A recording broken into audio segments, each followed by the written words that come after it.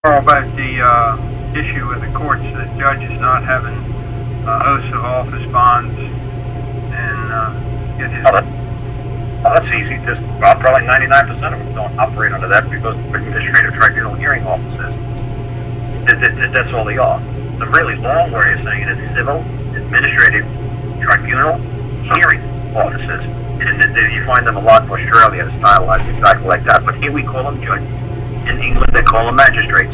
Now, so what's the best argument against them presiding over a case? If you want to go an administrative hearing, that's fine. I mean, there's nothing wrong with going into an administrative hearing if you believe that it's 100% in your favor.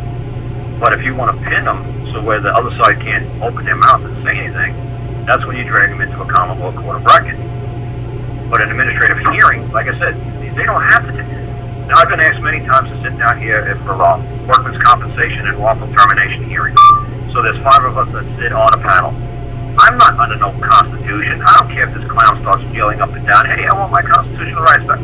Dude, it's an administrative hearing, dude. Dude, nobody here took an oath of office. Do you take an oath of office? Do you get a paid fee here? No. You don't get a fee here either. What are you talking about? They present themselves to be a court of law, so we're walking into a, quote, court of law with a person who is an imposter. Did you ask them? Imposing as themselves as a judge. Did you ask him, is he a magistrate, a hearing officer, or what capacity is he? He's wearing a black robe. Yeah, great. But did you ask him what kind? Like my sister went to court one time. She was being sued. I said, the very first question you asked the judge, is this a common law proceeding, or is this is a civil administrating hearing? Which one is it? Which one is it? And the man said it's a common law proceeding. So I said to my sister, you got it. And I walked out of the courtroom. I said, you know what to do with a common law. You'll be done in 10 minutes. She was done in 5 minutes. She was done. There needs to be an injured party on the other side. If there's not an injured party that comes on the other side, then we are not in a common law proceeding. We are in an administrative hearing. There's no corpus delicti. There's no injured party. So if you want to come under some sort of crazy civil code, administrative code, or something like that, Social Security can come after you because now you're in an administrative hearing. You want to benefit from Social Security? Well, then you better believe you better take them into administrative hearings. You want to try to drag them into? You have no right. That's what I'm trying to tell people. The Supreme Court made a couple of rulings when people tried to drag Social Security into common law courts back in the 60s. And the Supreme Court said, you have no right to that trust. You have no right to that fund. You have no right to that Social Security Act. That is not yours. And everybody wanted to believe it was theirs. It's like, no, you're the beneficiary. You're not the trustee. You're not the trustor. You're just a beneficiary, and you can be denied at any time. In my recent bankruptcy, I challenged her jurisdiction. She never responded. I challenged it again.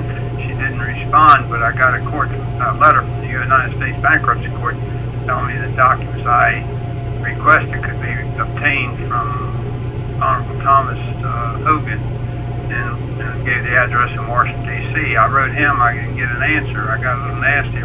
2 months later, I wrote a second letter, and I sent it certified mail, and demanded an answer within 15 days. Either supply the documents or tell me why they could not supply the documents. I got no answer. I've gone into the paper with a notice, public notice, that she has no documents. Prima facie evidence is not produced. Prima facie evidence, they don't have it. Okay, like I said, when somebody asked me to sit to hear a workman's comp case or a wrongful termination case, I'm not on any oath. I have no bond. You agreed to come to this hearing. You're the one who asked us to sit and judge your claim. Who are you now to say, wait a second, are you petitioner? You claim you brought me here. Yeah, but she puts the title judge with her name. She says she's a United States Bankruptcy Court judge. She signs her orders. Judge so-and-so. Well, like I said, the word judge, we use it so freely in this country, it's scary. You can say like the, American Idol judges. See, this is where people misunderstand. The only people that can judge you is a jury of your peers. They're your judges in this country. Now, in England, those guys who wear those big fancy wigs, they're called magistrates. And if you etymologize the word magistrate, the magistrate was just a guy who filled up the wine glasses at the king's court. He kept everybody in court happy. He made sure everybody got whatever they needed. That's a magistrate. That's the role of the clerk of the court, the magistrate. Now, if you want to call him a judge, then let them judge over you, well, that's your peril. Why didn't you ask for a jury? Why did you decide to... I have asked for a jury. Okay, like I said, you got to be really careful because in the United States court world, if you ask for a trial by jury under the Article 7, you'll get it. If you say you want a jury trial, you won't get it. I mean, it's ridiculous how they play with these words. Now, when I use trial by jury, I use the words in the Article 7. Okay, so then if you said it exactly like that, and did you try to evoke the Ninth Amendment and just say, I have the rights that predates this hearing tribunal that I'm entering in today, that if the matter is over $20, I have the right to have this matter judged by a member of the 12 jurors? Yes, I have, and I've had no rulings. She's continuing to act as if I never done it. She's actually called a hearing for the 30th of this month. Okay, so did you say to her, like, did you give her? So did she create an order? Creating what? Did she create an order yet? Did she order you to appear? Did she order something? It's an order setting the date.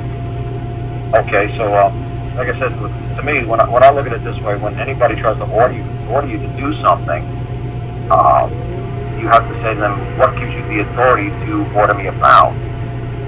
You know, when did I give up? Like you said you were the plaintiff in this. You said you were the complaining party, right? Well, I am in some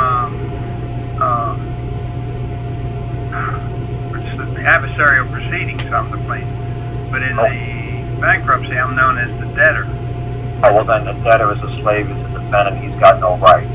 Right. As the defendant, he has no rights. So you have of a plaintiff. I did the adversary proceedings. Proceedings. I got a couple of them, going 3 of them, I think. And anytime you're a defendant, you got to realize you have absolutely no rights. Then you're going to get clobbered like a ping pong ball. Right. So what I always tell people is, you have to file a claim against the other party that they're interfering with your rights to a trial by jury, or they're interfering with your rights to have a common law court of record trial proceed over this matter. So you actually turn around and sue them. You can sue the judge. You can sue everybody who's interfering with your rights to have a 7th Amendment, Article 7, jury trial by jury under the common law, under the court of record. You can turn around and sue them that they're stepping outside of their authority, scope of authority. That's known as an adversarial proceeding in bankruptcy. Unless you're going to take it out of the bankruptcy and file it in federal district court. Right. Well, like that's what I try to say to you. I don't use fancy words like adversarial proceeding. I just say, you are doing me wrong. You are interfering my right. Stop interfering my right, or I'm going to drag your butt into a common law court of record, and I'm going to be compensated for every second that you interfere in my right. And I want to charge you $1 a second. And right now, you're up to 8 million seconds. So how are we going to play this? Well, I've already done that in the court of record to the newspaper notice. Well, like I said, the notice, to me, why can't you just propose it to the other side on one page, give them the notice that if they don't stop interfering with your rights, that you're going to charge them $1 a second for every second your rights, or $1 a day, or $10,000 a day for every day that they're interfering with your right to proceed with this matter under a common law court of record in front of a jury. See what they have to say. But you'll never win as a defendant. You'll always get clobbered. You'll always get beat. You have to drag them you have to drag them before a common law court of record. Well, I'm the plaintiff in the adversarial proceedings, whether you like words or not. That's what they are in bankruptcy. Any side case, any issue anything you have an issue with, becomes an adversarial proceeding. You file it as and then you become the plaintiff. Okay, well, you see what you're still saying? You're still using words bankruptcy court. I don't move under any other court. You will never get an answer from me. I will never file any motion, any pleading, any petition, any answer in anything other than a common law court of record. That is the only court that I believe has the authority to judge me, because nobody else has got the power other than 12 people to judge me. The man in the black robe is a magistrate. He is not a judge. In America, we call them judges for some godly reason I don't know. Go to England, they're not called judges. They say, you see that jury box over there? Yeah, that's your judges. You see the man with the big wig and those 2 guys sitting there with the little wigs? Those are your magistrates. The judges are over there. Talk to them. In this country, we got it backwards. For some reason, the guys on the black road, you keep calling them judges. If they want to call themselves judges and confuse you and trick you and you want to believe their nonsense, God bless you. They don't trick me. I say, wait a second. Can I appeal this? Yeah, well, then I'm not in front of a common law court of record because on the 7th Amendment says that once it's been tried by the jury, it cannot be reheard or retried by any court in the United States. Are you telling me I don't like the decision from you today, I can appeal it to somebody else? Yeah. Well, then I'm in the wrong court. Is that not what a newspaper notice is? I don't play that newspaper. I know exactly what you're trying to say with newspaper notices, but you know and I know that's not fair. You can't put it in the obituary in a little tiny newspaper in the middle of nowhere. That might have been fair and square back in 1602 when everybody really read a newspaper, but now when the readership is down to less than 1% and nobody's going to read the notices by the obituary, that's not really fair. So I just tell the other side straight up, look, you interfere in my right. I want a common law trial by jury. Is there some godly reason why you have some sort of lawful excuse why I can't evoke the 9th article of the Bill of Rights and get myself in front of a jury? Tell me your legal, lawful determination decision. I don't care what you use to try to explain the nonsense that you're trying to deny me. You can't interfere with the rights of man. You're here to protect the rights of man. You can't be the one interfering with my rights. Heaven help you if you do. I'll charge you $10,000 a day. Now, is that a contradiction when you said as a defendant you have no rights? Can I do that as a defendant? No, because you are the ingredient. You are just a little tiny pea on nothing in their case. You have that actor's role of the court jester. You're the clown. You're the Punch and Judy. You're the one. And in the adversarial proceeding where I'm the plaintiff, I do have that right. No, because again, you keep saying adversarial proceeding in a bankruptcy court. I don't know the rules. They can change the rules on you tomorrow. That those rules for a bankruptcy court or an equity court or a maritime court or whatever adjective you want to put in front of it. I just want to go into a common law court of record. That's the only thing I only want to hear. I don't want to hear. If I hear anything else but a common law court of record, you're interfering with my rights. Well, we're going to take you to maritime court. I don't want. I'm going to take you to tax court. I ain't going. Is there some reason why I can't have what the Constitution protects? This is the only court. A common law court of record is the only court that the United States Supreme Court protects and secures for the rights of the people. There is no other court that is protected by this U.S. government or by the state. Is there some ungodly reason why I can't have what the Constitution protects and secures for me? That's what I tell them.